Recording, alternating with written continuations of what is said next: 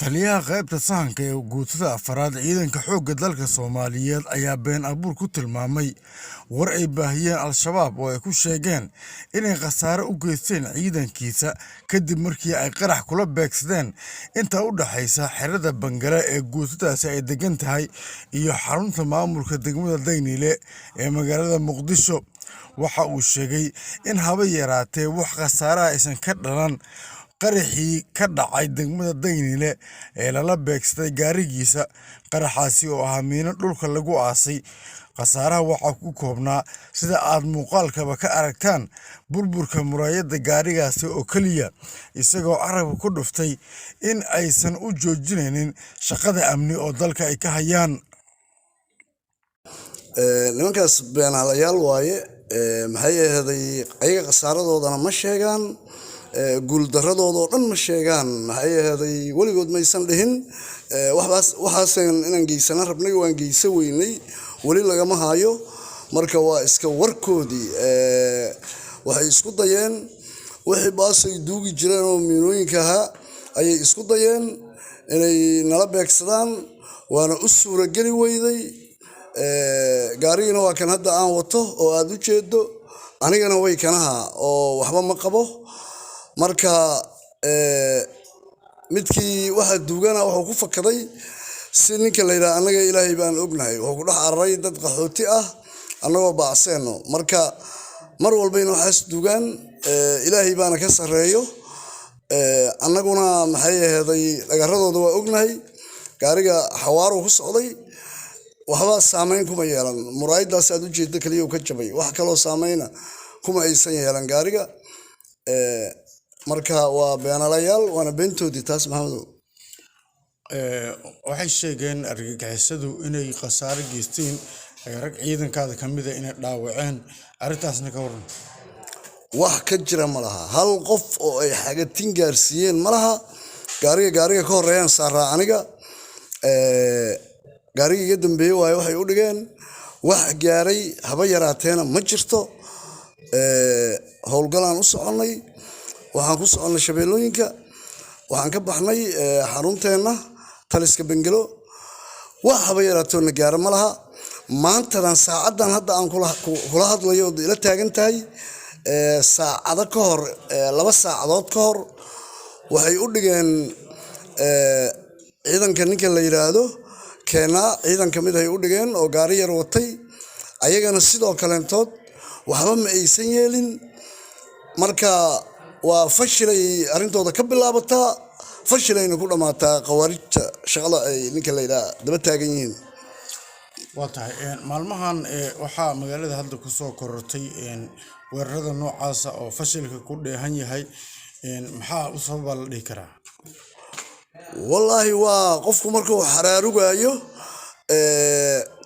qandhadiisu markay yar tahay iyo markay qandho adag ay saaran tahay waa kala rafasho badan yahay.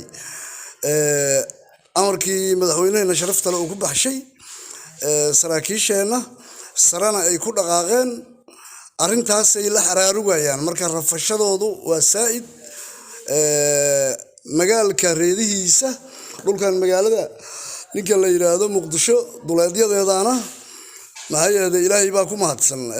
ciidamo ninka la yiraahdo firfircoon oo aad xawaarahooda u dheereeyo oo booliisyo militaro iyo boolis iyo nabad sugid iyo dhammaan hay'adaha dawladda oon kala har lahayn, xawaaro dheereeyana ku socda ayaa ka howlgalo.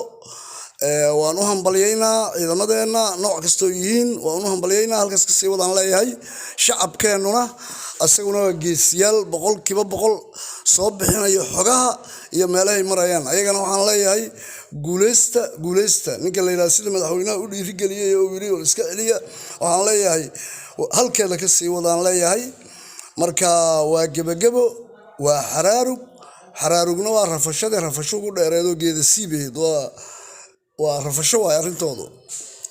waa tahay bal gabagabadii maxaa fariin ayaga u diri lahayd qolooyinka argagixisada hadda ku fashilmay weeraradaas, ayaga laftooda maxaa ugu baaqaysaa? wallaahi baaq hore loogu baaqay, aniga horena waan u iri, haddana waan leeyahay, toobakeen ma laha nimankaasu anigu waxaan qabaa nin dambe oo ka soo baxa hadduu yimaado hala bireeyaan qabaa ninka la yiraahdo waqtigoodu waa la aday intii ka faa'iideysatay intii aan ka faa'iideysan hadda ka dambo anigu waxaan qabaa afiska madaxweynaha kala laabto barnaamijkiina waa dhamaaday ha yiraahdo si aan anaguna waxaan u helanahay inaan madaxa ka gurno ilaahay baa ninka la yiraahdo noo saqirayo waa cibaado waana ku cibaadaysanaa biidnillaahi kariim ayagu cibaaday sheegaan laakiin midda dhabta anaga haysano ayaga ma haystaan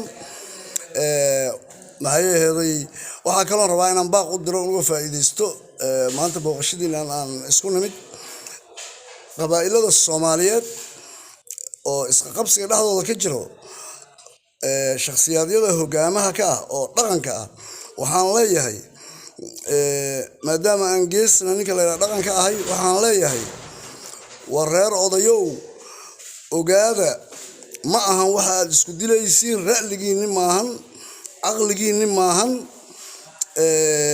waa aqli adawgu oo soo isticmaalayo rabo inuu isku mashquuliyo cabsi oo ka baqayo qabaa'ilaadka la howlgeliyay oo ka baqa marka wuxuu mashquulinaa howlgallada mashquulinaa intaas ogaada xabad waxa mudan al-shabaab waxa ka soo harayaan qof nooga dhiman